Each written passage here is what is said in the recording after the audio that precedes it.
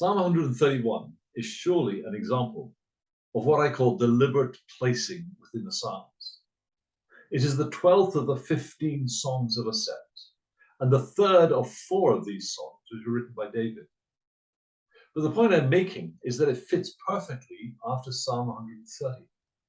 That psalm, you remember, was all about forgiveness and mercy and waiting on the Lord.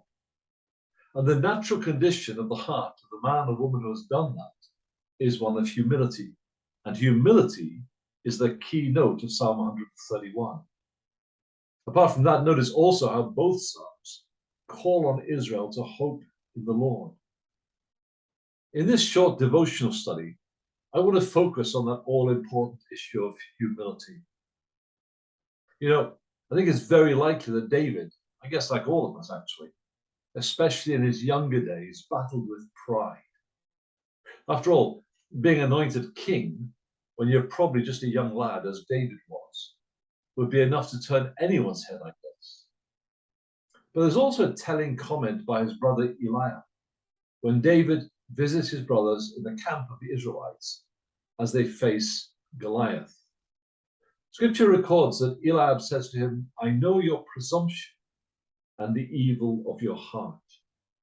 Now, I know that that may just be a harsh comment by a somewhat jealous sibling, but it might also indicate something of a self-confident attitude on the part of David. In this short 3-verse psalm, David tells us 2 things about humility: what it is and how he became more humble. And then he calls on his people to follow his example. So first, what it is to be humble in verse 1. Now, the link with the previous psalm that I referred to just a few moments ago is borne out for us in the words of Jesus' 3rd beatitude, "Blessed are the meek." And the sequence of the Beatitudes is immensely important and very revealing.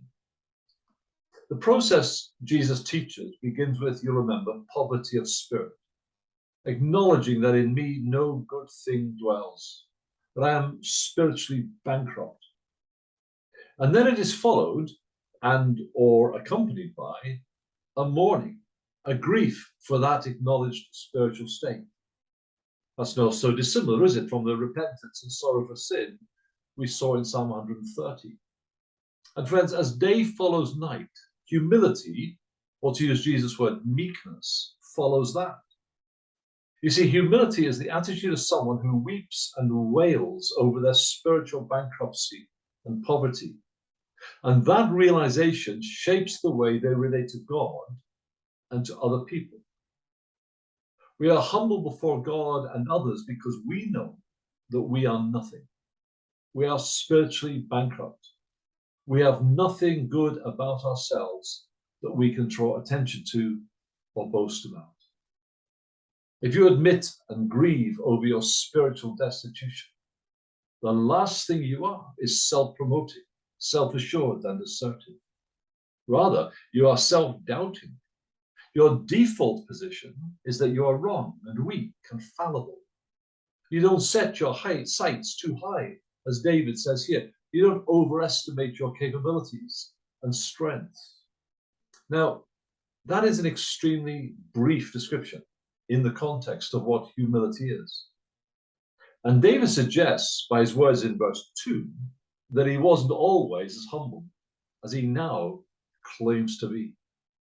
So verse 2 gives us David's path to humility. And what a beautiful and apt picture this is. Here's a young child, old enough, as it were, to stand on his own 2 feet, and yet still totally dependent on his mother to provide him with all that he needs. It's a picture of complete submissiveness to the will and love and care of the parent. Isn't that a wonderful image? Isn't that surely at least part of what Jesus had in mind when he commended us to become like little children? Not exploring things that are beyond us, not overreaching ourselves, but taking the words and acts of our parents at face value and submissively trusting.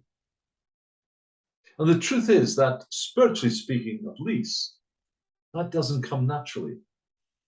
David suggests he has battled with this. He has actively and intentionally, he says, calmed and quietened my soul over a period of time, no doubt.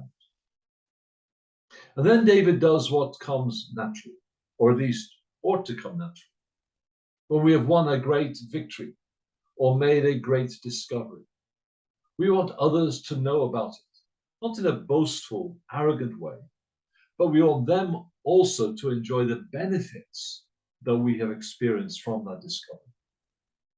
And so he challenges Israel in verse 3. Friends, speaking personally and certainly not boastfully, I want to testify that David's experience has been mine in so many ways. And here's the advantage of age. You see, the older I've grown, by the mercy of God, I've come to realize just how little I know and how dependent I am on my Father's provision and care.